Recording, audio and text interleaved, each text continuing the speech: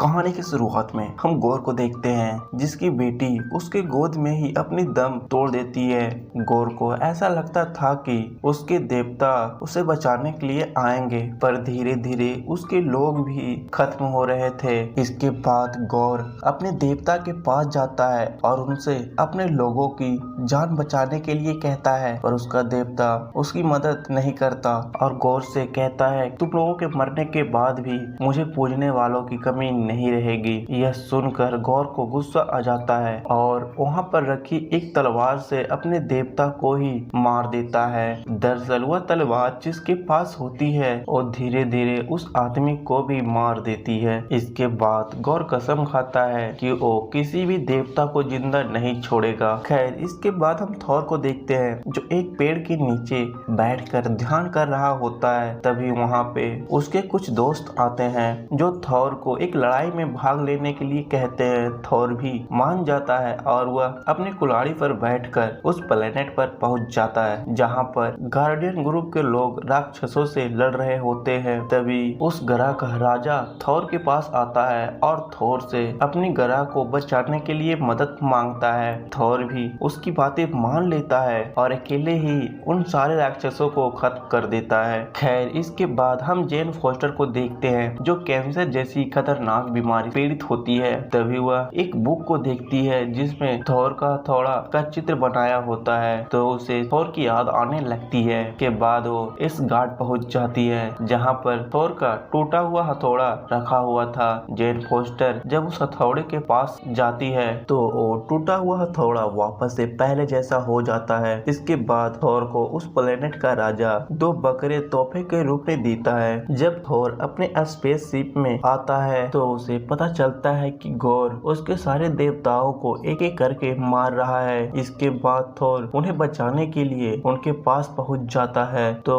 उनका एक जख्मी देवता थॉर को बताता है कि जो देवताओं को मार रहा है वो अभी एसगार्ड की तरफ गया है। इसके बाद हम गौर को देखते हैं जो अपनी दानवों का सेना लेकर एसगार्ड पहुंच जाता है और वो एसगार्ड पहुंचकर वहां पर तबाही मचाने लगता है। तभी वहां पर वेलगर और थॉर दोनों पहुंचकर गौर से फाइट करने लगते हैं, लेकिन थोड़ी देर बाद थॉर को उसका हथौड़ा दिखता है तो वो उसे अपने पास बुलाता है, लेकिन वो हथौड़ा एक थॉर लेडी के पास चला जाता है। दरअसल वह जेन फोस्टर होती है जिसे पहले थॉर प्यार करता था, पर वो 8 साल पहले ही थॉर को छोड़कर चली गई थी। पर तभी थॉर को वहाँ पर गौर दिखता है तो दोनों में फाइट होने लगती है। दरअसल गौर थॉर का कुल्हाड़ी लेना चाहता था पर वह ऐसा करने में नाकामयाब हो जाता है। इसके बाद गौर उन सबको एक साथ देखकर वहां से भाग जाता है, लेकिन जाने से पहले वो एस गार्ड के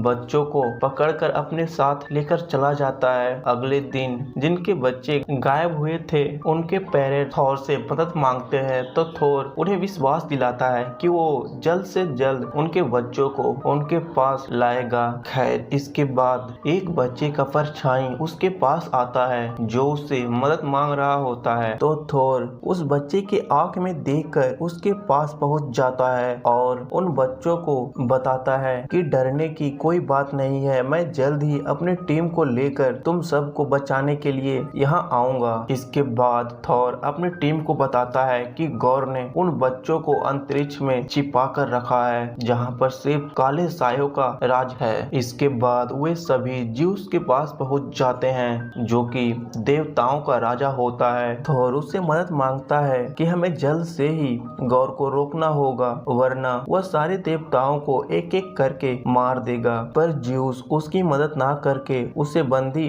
बनाकर उसके कपड़े खोल देता है और उसके एक साथी को अपने थंडरबोल्ट हथियार से मार देता है, जिसे देखकर थॉर को काफी ज्यादा गुस्सा आ जाता है और वो उसी थंडरबोल्ट से उस ज्यूस को ही जान से मार देता है।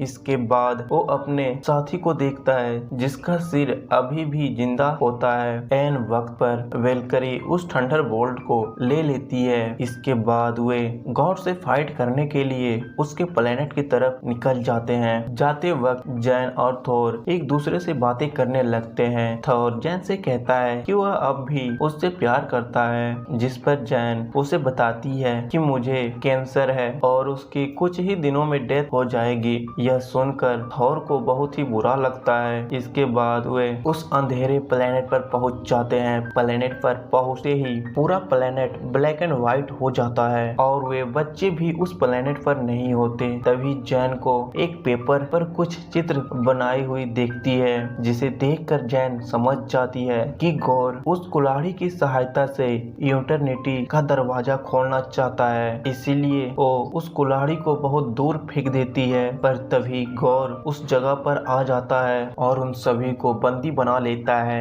इसके बाद गौर थॉर के पास जाता है और उससे उसकी कुल्हाड़ी को मांगता है, पर थॉर उसे देने से मना कर देता है। तो गौर वेलकनी और जैन को मारने लगता है। जैन को तड़पता देख थॉर अपनी कुल्हाड़ी को मंगा लेता है। कुल्हाड़ी उसके पास आते ही प्लेनेट पर एक जोरदार धमाका होता है। इसके बाद दोबारा से फाइट होने लगती है। तो गौर वेलकई को उस थंडरबोल्ट से मारकर जख्मी कर देता है। जैन थॉर को वेलकई को घर ले जाने के लिए बोलती है। जब थॉर वेलकई और जैन को वहां से पृथ्वी पर लेकर जाने लगता है तो गौर थॉर के हाथ से उस कुल्हाड़ी को छीन लेता है। इधर पृथ्वी पर आने के बाद जैन की तबीयत ज्यादा खराब होने लगती है, क्योंकि कैंसर अब जैन पर पूरी तरह हावी होने लगा था। दरअसल जैन जब भी उस हथौड़े को अपने पास रखती थी तो उसकी शक्ति धीरे धीरे कम हो रही थी, जो कि अब वेलकई भी जख्मी हो गई थी। तो थॉर डिसाइड करता है कि वो अकेले ही गौर को हराएगा और उन बच्चों को अपने साथ पृथ्वी पर लेकर आएगा। जिस पर जैन थॉर से कहती है कि मैं भी तुम्हारे साथ चलूंगी, पर थॉर उसे आराम करने के लिए बोलता है और थॉर उसे यह भी बताता है कि तुम उस हथौड़े को नहीं पकड़ोगी वरना तुम और भी ज्यादा कमजोर हो जाओगी। और थॉर जैन को प्रॉमिस करता है कि वो जल्द ही गौर को मारकर वापस आएगा। इसके बाद वो गौर से फाइट करने के लिए पहुंच जाता है। इधर गौर उस कुल्हाड़ी की मदद से थंडरबोल्ट का दरवाजा खोलने वाला था, जिसकी वजह से एक स्टैचू का टुकड़ा उन बच्चों पर गिरता है, पर थॉर वहां आकर उन बच्चों को बचा लेता है। इसके बाद थॉर उन बच्चों में अपने पावर को डाल देता है, जिससे वह बच्चे गौर की सेना से फाइट करने लगते हैं। पर थॉर गौर से हारने लगता है और इधर जैन को भी थॉर का विजन आ रहे थे। तो जैन थॉर के पास उसकी मदद करने के लिए पहुंच जाती है। थॉर जैन को देखकर उदास हो जाता है, क्योंकि उसे पता था कि जैन इसके बाद नहीं बचने वाली। जैन गौर से फाइट करने लगती है तो थॉर जाकर अपना कुल्हाड़ी ले लेता है और उसकी मदद से सारे बच्चों को वापस से एसगार्ड भेज देता है। इसके बाद थॉर भी गौर से फाइट करने लगता है। तभी जैन अपना हथौड़ा फेंक कर गौर के तलवार को मारती है, जिससे तलवार के दो टुकड़े हो जाते हैं। पर अब जैन भी बहुत ही बुरी तरह से घायल हो चुकी थी और इटर्निटी का दरवाजा भी खुल चुका था।